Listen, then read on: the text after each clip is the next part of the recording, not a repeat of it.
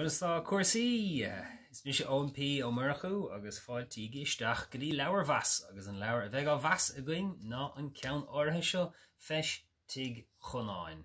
le Darach ó Scolaí nó Darach ó Scolaí a bhreac nó le héad. Nis tá scata dus na leabhar seo sais a insintí in gaige an léniu cheanna scéalta fíníochta tá go amach le ar an an bhliaanta agus is athlegan é seo credim gur tháinig beidir legan amach 5 bliana nó 5 bliana déag nó déag hain. Agus nílas a bhain éon ceann seo nó cearnach coil riomhach a cinál a chuir tús leis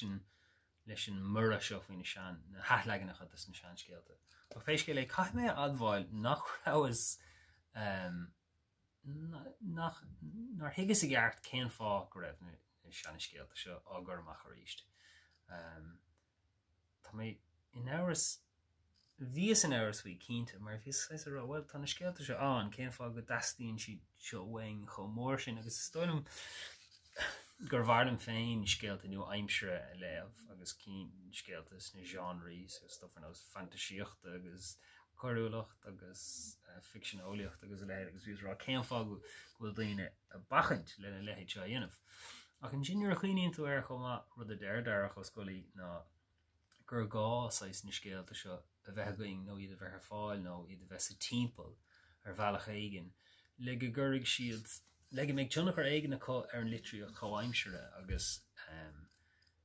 nach lóir iad a bheith ar fáil aber sna hagráin acadóla nó sa bhéirle a bháin agus gur scéalta iad seo a breacha go ríiste sríiste agus a gur chóirg méid is a going mar cinálín dúthra a going dár litríocht ratha peid legan amach atáir sin. Agus bhanas trí las cuid na cín eile Dermot Johnston le ní fiúin is a gur cuioine bhar na telatára is cin an méláir se tá le chuid acu agus Dermot sin mar níating an cean faoi satanta nó cúcholin nó cad é tá cín eile an agus tá siad ar fad anna agusú beidir go bheanna dúilta gur fad. Tá an cean seo béiscéile tá sé níos éadrime agus cuidhór níos gire ná na cín eile ach tá lán sais rothg go an sais athrá agus rudí dá lehéid. Ach braham leis an leabhar seo ar fad braham dacrocht tá an tanga féin ábhríonn dachar siadm nachfuil an tanga san leabhar áire seo chu dachar leis na cín a Dermot Johnson. Ach fós hain bhrahas cé gur higus fermhór mór na bhocail agus lehéid fós hain bhí sé andachar an scéile leanúint mar sais tain siad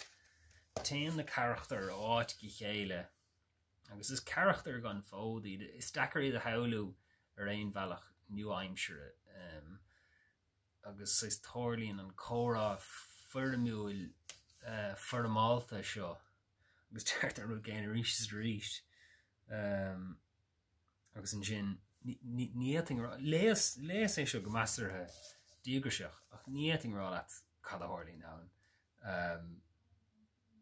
Fiú a léamh seo is tá sé tábhail á léas é seo. Léag mé blurb an leabhar agus feice mé an gcuoinm cad a tharla. Nuair haon fiún mo cúil agus during a mú an nuachchadus na cuile castar decha nabhta iad agus chuirtar tús le hí scéalaíochta a bhain go dtí látá nniu ann le banis a chríicneá ag le luscatí agus le marú ar bhrúcha lucht deirigart. Am éigen scúdé go hí sé scríbú an scéal seo. Tá sé i tradiisiún mór na fíníochta ar an óstáir tíormid agus gráine agus agalah na sin árach le cúpla cé bliain nús an scéal a bhreacha ag scríbethe i láiscríbhí agus a léamh gail chuis talig. Nis nílas agam is dachar éis i chur iompráid le tóiríocht tíormid agus gráine agus tuisgur léidan éigen an scéal sin dom os ard múnteir meanscoil a bhí gom ar an meanscoil Marshall McGowan mar bheith na seanna scéile ann fuair an bhlas ar an scéal sin agus hí is raibh tá éagsúlacht an bhór sa scéal sin agus nílas agam bhreadim an scéal seo aber a chlós os ard nó legan stáit nó ordáin eiscint de ach dá léas an rud agus níting rád cad a tharlaíonn tain sin áid go chéile agus deirtar scéalta lo agus bíon a lán uamán bíon focail hosín ar an litir chéanna agus le héid sin ach is dachar ní chuoinm cad a tharlaíonn sa scéal ach háidelumm bhanas Onas cinál sult as an bhrutal agus as an tanga. Agus is das a bheith an taringtir na roiig sin an na PC sa stílethe agus an uim agus an tanga sin agus is ítach é bhar fáil sa nuach aige agus cinál a bheith sevrú na nuach aige agus in ist cé go méidir raibh in áras faoin trasio nó faoin ggurcha agus seo feictar dom go bhfuil sé ag sevrú na litríocht a ratha agus go méidir go spreigigh sé roiint ferbertí fiú sa litríocht cháimsere tásúla gom peiscé lé. Tá daoine ortha a dearach gur fantasíocht nó gur geall fantasíocht le héad seo well bhálam fíor antasíocht a eiscint fantasíocht a bheith ar aon dul leis an fantasíocht na mórthangach ar fád freisin ní hé go marrá ná chóir go mecha a héad seo chugainn. Ach mar hús mar bhealach isteach sna cinál nua leganach a na halaganach a na seanna scéalta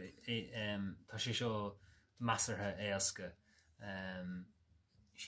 Ní dálim go sé chos bríúil mar scéal is atá tóirí híormada is gráine ná có hahananta ach ar nó mar derm anna dag aige ann agus mar chud de thugra níos lethne na seanna scéalta chur á léamh a ríist tá tábhacht leis agus is má heanna mar sin má hasní webh cinál ólas a chur amach a chur ar na seanna scéalta is fiú an ceann or seo léamh sinné Feis Tigh Chonáin le Darach ó Scolaí agus sinné deire le Leabhar-mheas an léniu slán tamlína chóirde